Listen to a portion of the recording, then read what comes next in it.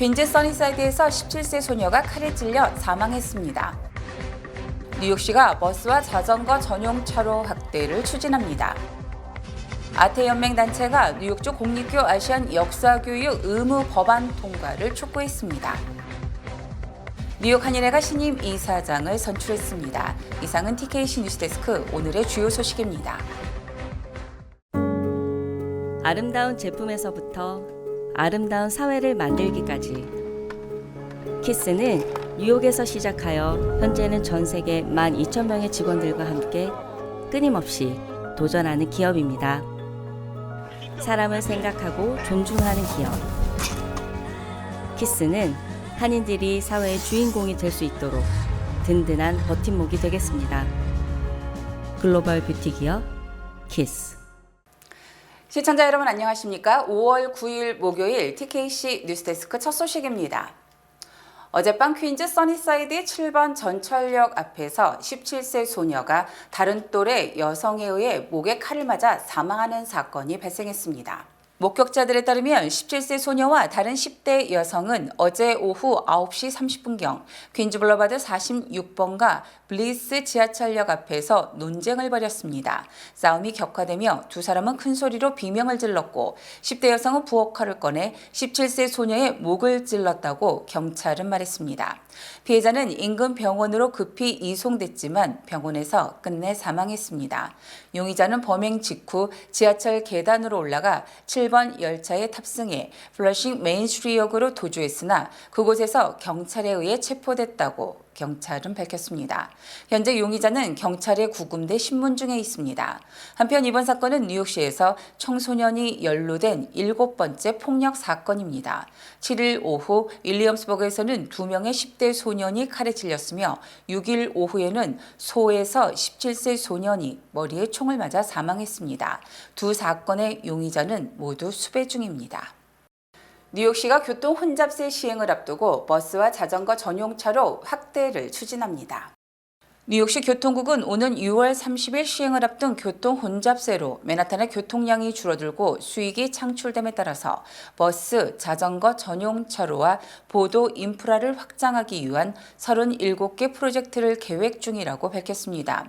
메트로폴리탄 교통공사는 교통 혼잡세 시행으로 150억 달러가량의 수익이 창출되며 이를 바탕으로 뉴욕시 전역에 장기적인 교통 개선 계획을 수립할 수 있게 됐다고 밝혔습니다. 계획에는 혼잡구역인 맨하탄 34가의 기존 버스 차로를 개선해 기존 시속 5마일에 그친 버스 속도를 개선하는 방안이 포함됐습니다. 또 맨하탄 79가와 96가의 버스 서비스를 개선하고 3회비뉴의 버스 자전거 전용 차로와 보도를 확장할 계획입니다.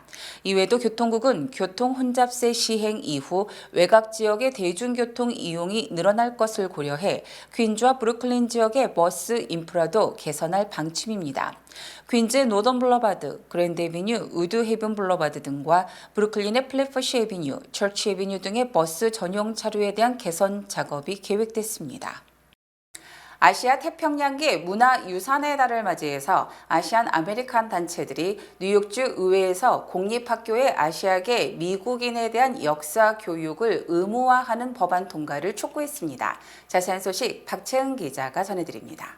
뉴욕주 내 아시안 아메리칸 단체들로 구성된 리치연맹은 8일 뉴욕주 청사를 방문하고 존 리우 뉴욕주 상원의원과 그레이스 뉴욕주 하원의원이 발의한 뉴욕주 공립교 아시안 아메리칸 역사교육 의무화 법안의 조속한 통과를 촉구했습니다. 연맹은 법안 발의자들과 함께 주 이사당에서 기자회견을 열고 이 법안을 통해 아시아계 미국인들을 영구적 외국인으로 또는 소수 집단을 분류하는 반아시안에 대한 고정관념이 사라지길 바란다고 입을 모았습니다. 존 리우 상원의원은 아시안 아메리칸 역사는 미국 역사의 일부라며 해당 법안의 중요성을 강조했습니다. 그레이스 하원의원도 이러한 역사교육은 학생들이 다양성을 이해하는 데 도움을 준다며 이 법안의 통과를 촉구했습니다. 이 법안은 미국에서 아시안 커뮤니티의 업적과 기여를 공립교에서 교육, 평균적인 인식 수준을 높이고자 하는 것이 목표입니다.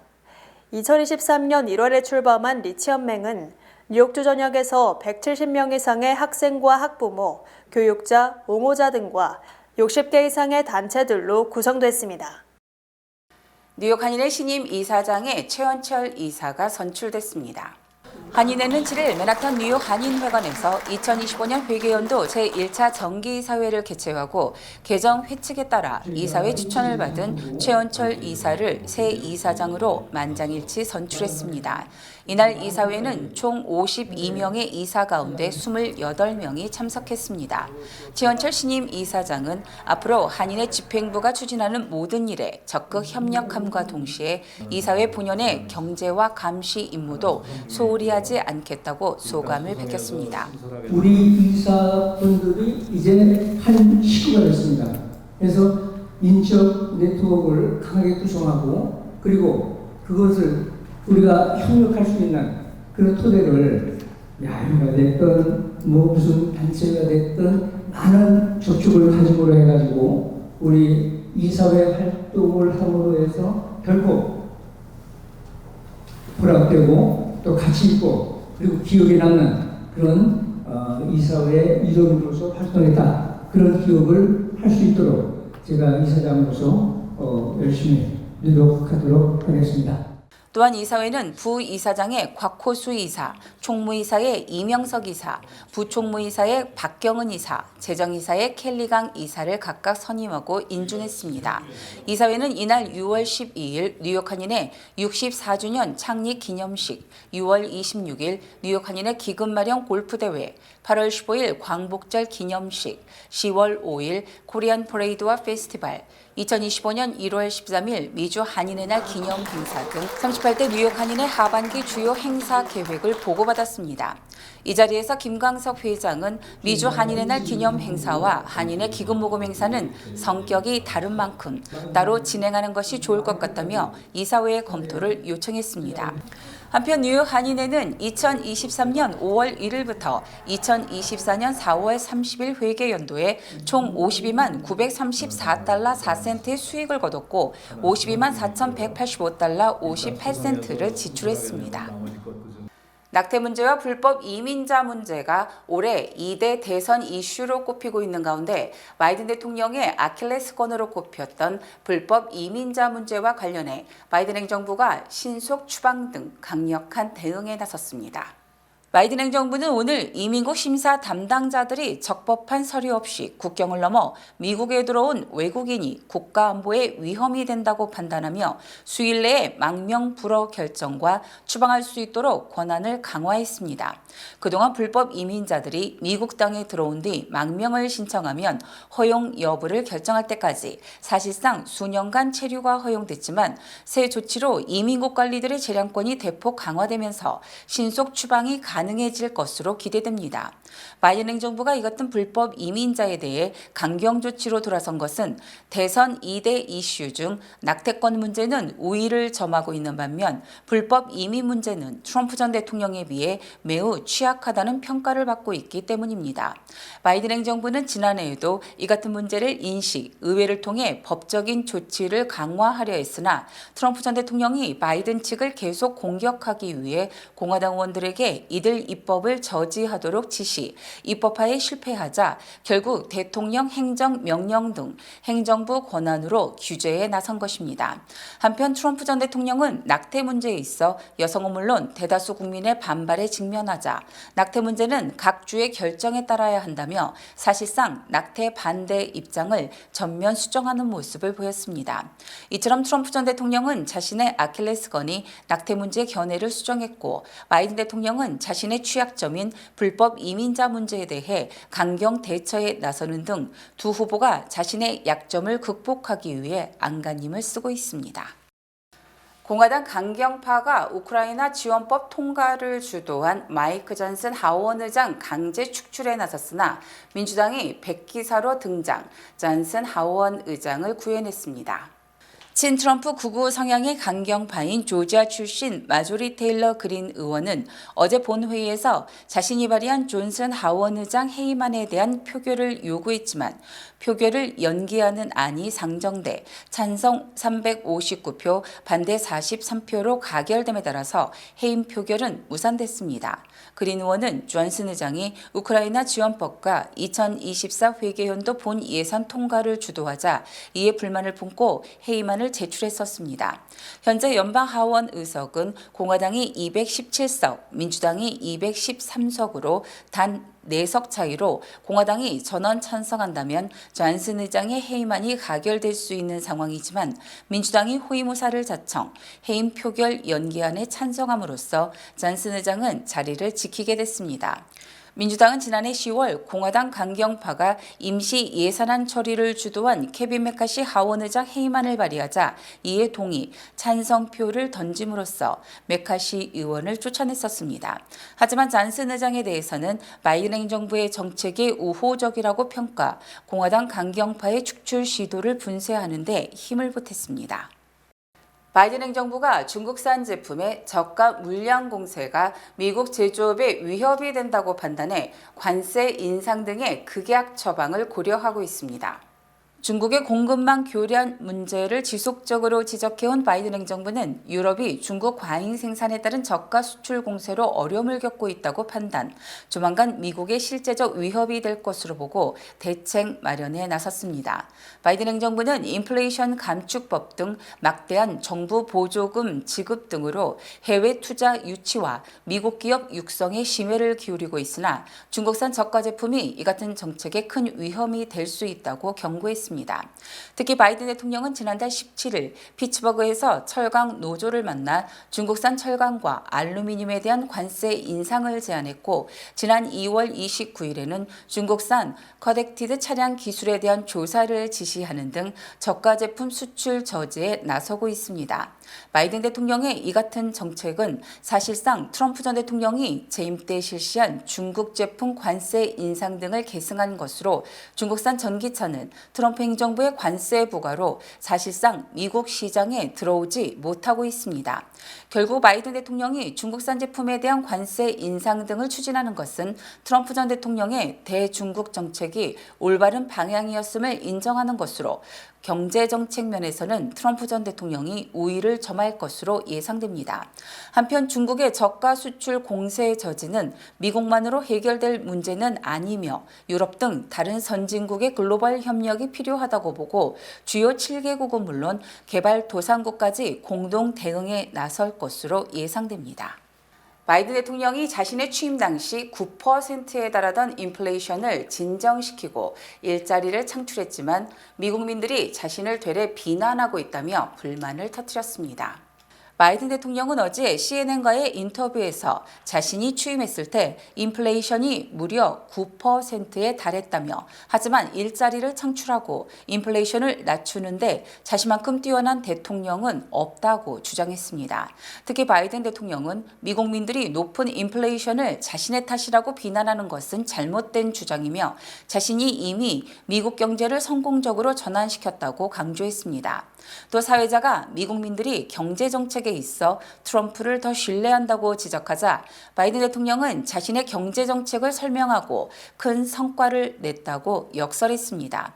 하지만 CNN은 바이든 대통령이 취임할 당시의 인플레이션은 1.4%에 불과했고 취임 17개월 만인 2022년 6월 인플레이션이 9.1%에 달했다며 바이든 행정부의 보조금 지급 등이 인플레이션을 부추긴 측면도 있다고 지적했습니다.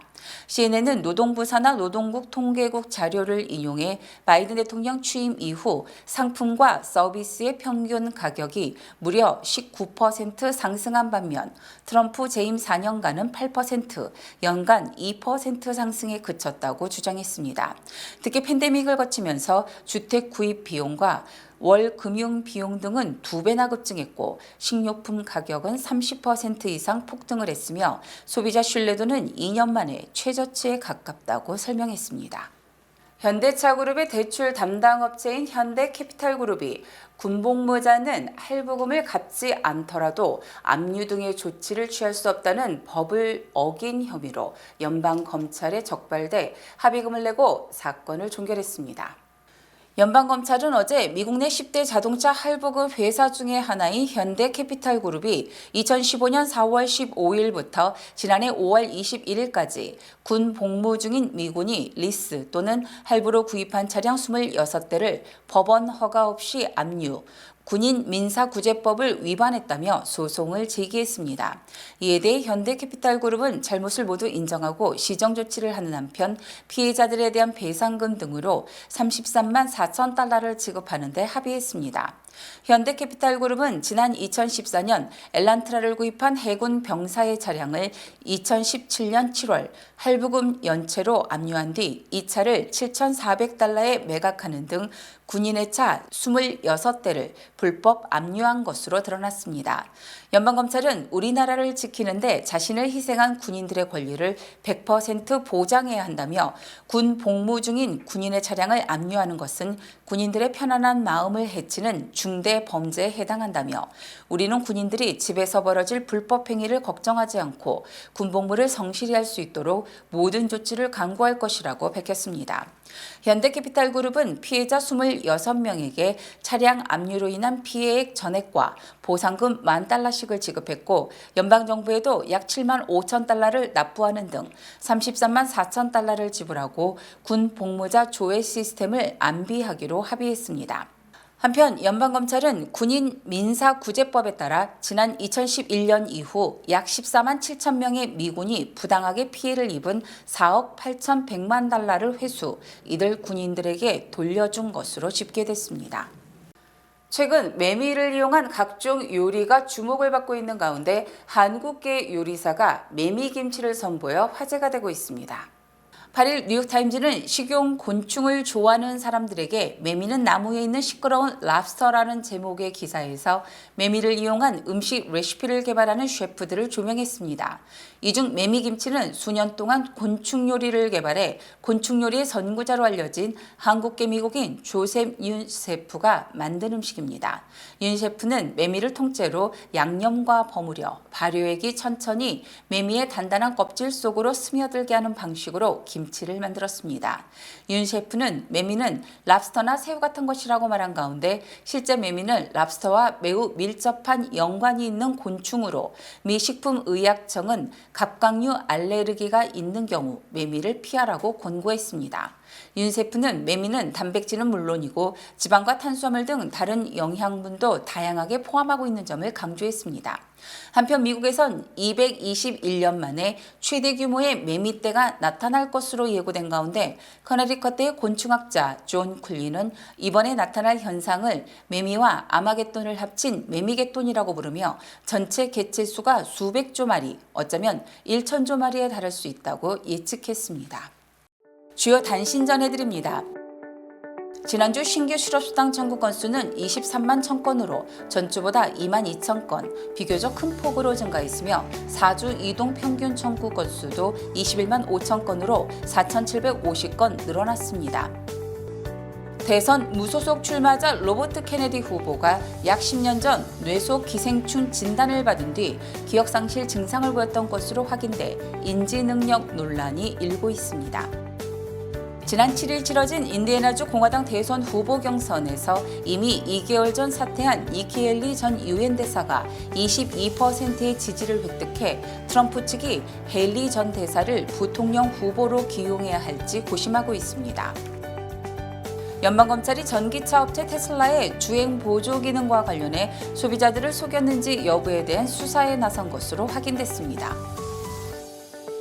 LA 다저스의 특급 투수 오타니 쇼헤이의 통역사가 오타니의 통장에서 1,700만 달러를 가로챈 혐의에 대해 유죄를 인정하기로 연방검찰과 합의했습니다. 세계 곳곳에서 보잉 767기의 이상 징후가 발견된 가운데 페덱스가 운영하는 보잉 767 화물기가 튀르키예 이스탄불 국제공항에서 앞바퀴가 안 내려와 가까스로 동체 착륙을 하는 사고가 발생했습니다. 지난 5일 뉴욕을 출발해 미 본토에서 400마일 떨어진 대서양을 운항 중이던 카니발 유람선에서 응급 환자가 발생해 미 공군이 헬기 3대와 공중 급유기까지 보내서 8시간 만에 필사적인 노력 끝에 이들 모녀를 안전하게 후송해 화제가 되고 있습니다. 한인들이 좋아하는 소스인 스리라차 소스의 원조이자 최대 생산업체가 주 원료인 멕시코의 할라피노 고추의 질이 좋지 않아 당분간 생산 중단을 발표, 스리라차 소스가 다시 품귀 현상을 빚게 됐습니다. 날씨 전해드립니다. 금요일인 내일은 비 소식이 있겠습니다. 내일 낮 최고 기온은 54도, 밤 최저 기온은 48도입니다. 해 뜨는 시각은 오전 5시 43분, 해 지는 시각은 오후 8시입니다.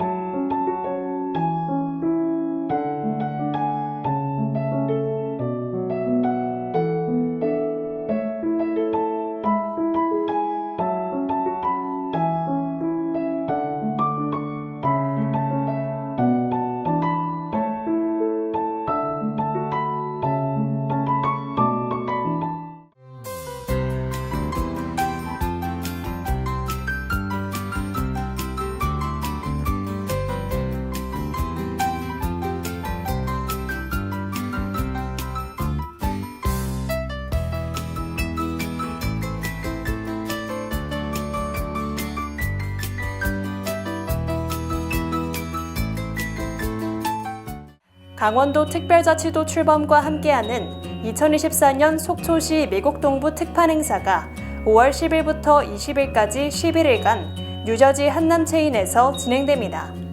강원도 속초 특산품인 명태, 말린 오징어, 오징어 순대, 초사리 미역과 김, 갓김치, 모시떡과 인절미, 각종 젓갈류 등 다양한 먹거리를 만나볼 수 있습니다. 지금 바로 뉴저지 한남체인을 방문해 강원도 속초의 맛있는 먹거리를 만나보세요. 한인 유명 화장품 업체 K가디언스가 마더스데이를 맞아 어머니와 그리움을 주제로 제1회 글짓기 대회를 개최합니다. 어머니에 대한 그리움을 소재로 시, 수필, 꽁트 등 400자 이내로 작성해 5월 10일 오후 5시까지 매장과 우편, 이메일로 접수를 받습니다. 마더스데이를 기념하며 어머니를 떠올릴 수 있는 좋은 계기를 놓치지 말고 응모하세요. 이상으로 5월 9일 목요일 TKC 뉴스데스크를 마칩니다. 시청해주신 여러분 고맙습니다.